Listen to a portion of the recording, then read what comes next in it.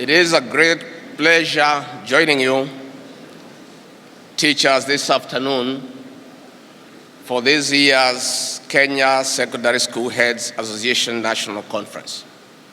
This conference is a critical conversation platform. It takes place when the government is implementing radical reforms in the education sector to align academic outcomes with the development needs of our nation. I, on behalf of government, congratulate you for the apt theme, Future Pathways for Learning and Learners in Kenya.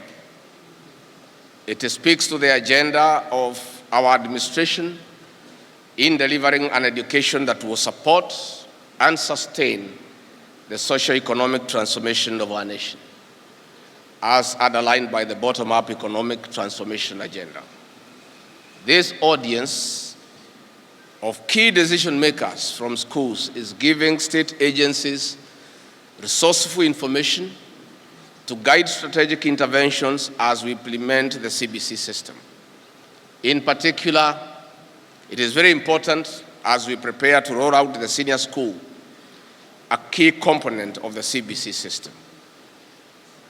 Distinguished teachers and leaders in the educational sector, we are excited that in contributing to the holistic approach of the reforms, this conference is focused on 3 pathways of CBC, that is social sciences, arts and sports, and science and technology, engineering and mathematics. Under our administration, the sector receives the lion's share of the national allocation because we understand that quality education requires quantity investment. With a particular focus on the 3 pathways, we want an education that generates job creators, not job seekers. We want an education that profiles and polishes talent of the students in what they do best, not bombarding them with material they least need in their career pathway to stardom. We want an education that sparks, nurtures nascent scientists and other experts to drive manufacturing as we strive to stimulate value addition in our produce, to fetch more for our farmers, who are the pillars in the production chain. Esteemed teachers, we have identified junior secondary school and senior secondary school as a crucial stepping stone of molding the student to the professional they desire to be. That is why we have heavy representation from the national government in better preparations for the rollout of the senior secondary school. In this regard, engagement with principals who determine the performance and excellence of our schools is paramount. We insist on strategic and transformative leadership in secondary schools to produce the best beyond the definition of the syllabus. We appreciate that more teachers are advancing in education. We urge them to consider programs that respond to the CBC adjustments as per the 3 pathways. Let me throw this challenge to you, head teachers. Please, lead by examples in sprucing up your skills. You cannot manage someone who understands their assignment more than you. Strategic management demands that you remain 1 or more steps ahead of your team. Distinguished teachers and principals, on the other hand, we are investing more to increase TVETs across the country. It is one of the ways of complementing universities in successive transition from secondary for students who are family established and focused in their pathways of choice. Because we want the TVETs to deliver, we set out to employ 2,000 more tutors in the 2023-2024 fiscal year to bridge the capacity gap. We have continued to invest in the TVET because of their potential to create jobs, especially in the informal sector of our economy, which is employing more than 83% of our workforce. In looking for more opportunities beyond our borders, cutting-edge skills are the passport. Therefore, There must be seamless transition from senior secondary schools to tertiary institutions as per the pathways.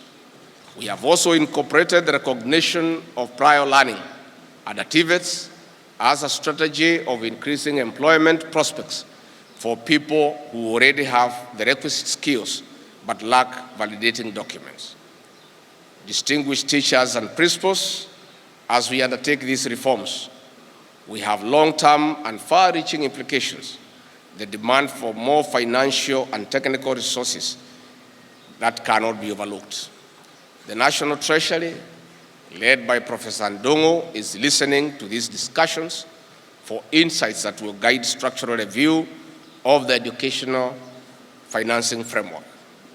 We acknowledge Kesha for direct engagement with key agencies, including Parliament and the Ministry of Education, especially on funding. The government continues to receive and gradually incorporate feedback from critical actors to minimize disruptions. We are streamlining systems for timely release of funds. Even as the government allocates more resources to education, taxpayers must gain from this investment. We call for prudent management of resources for our schools to have the requisite capacity to deliver.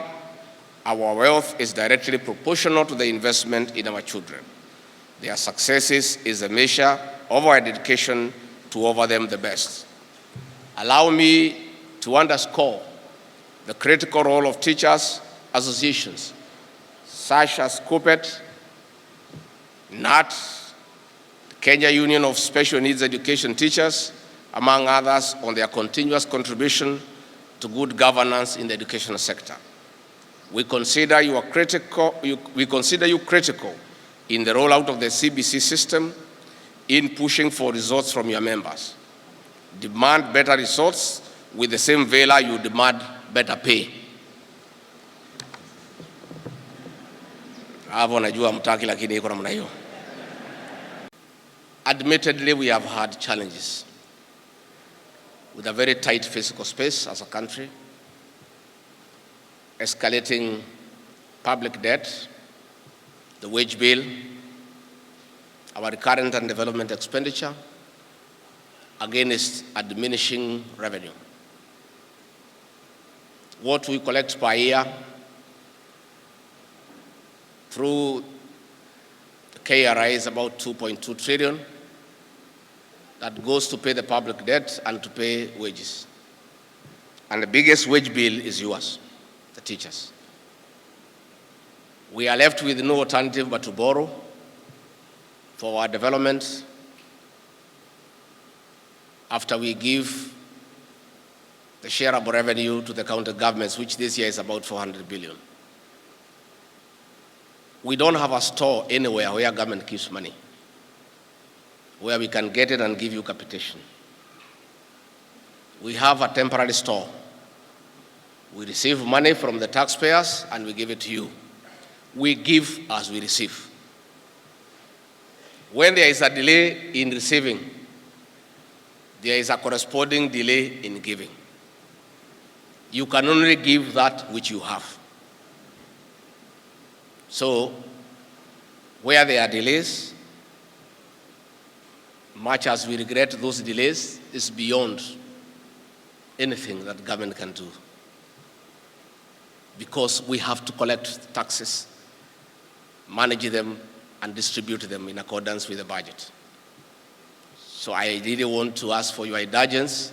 We will try as much as possible to give you the first priority, which we always do by first making sure we release your salaries, and we will try as much as we can to make sure that the capitation is released on time so that the schools can run. But I also want to encourage you, those of you who have some land,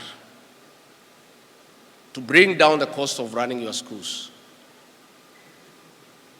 Please come up with some income-generating projects where you can have your own food, where you can have some dairy animals to have your own milk. I've gone to some schools that have some bakeries to bake bread for the children. I want to encourage you. You are not just principals. You are managers. You are leaders. and you have the skills to manage an institution. Away from the classroom, you must be a good financial manager of your institution.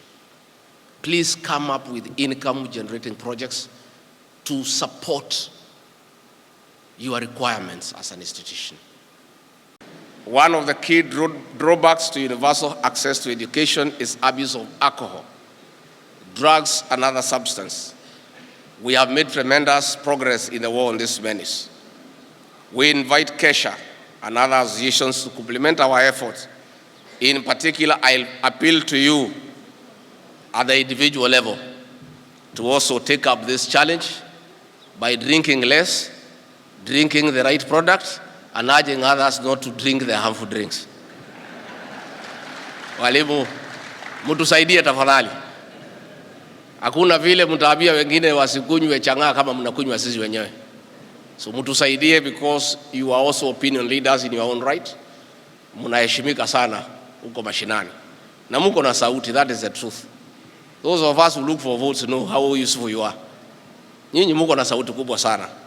Mtusaidie kwa hii maneno ya mihadarati na mambo ya hii pombe haramu ambaye inaua watoto wetu. It's a big challenge, and I'm sure if you people agree, you can play a very important role. No, people look at teachers as a role model. Many people wanataka kunywa ile kitu mwalimu anakunywa. So drink the right thing, so that those who want to emulate you can also drink the right thing. Or even drink nothing at all. Mkunywe maziwa, uji, chai kama mimi na rais. One of the key drawbacks to universal access to education is abuse of alcohol. We cannot transform our nation when the critical population, teens and youth, drink themselves to destruction. We count on your support because you are also part of the education system. As a government, we have done something good, that even as we are criticized for many things, in terms of employing teachers, we have done 56,000 teachers, something that has never been done since independence. I want to ask the interns to be patient and to be also appreciative. The huge budgetary outlay will not allow us to absorb you directly, because we have to look for the money. So we say, be an intern for 2 years at a slightly lower salary. Then, as we are making progress, collecting more money, we transit you into P&P, and then you can earn your rightful salary. And that is a good thing. So I want to say that we are on a good program. We'll continue absorbing more teachers to enhance the capacity for you to have enough teachers to take care of our children.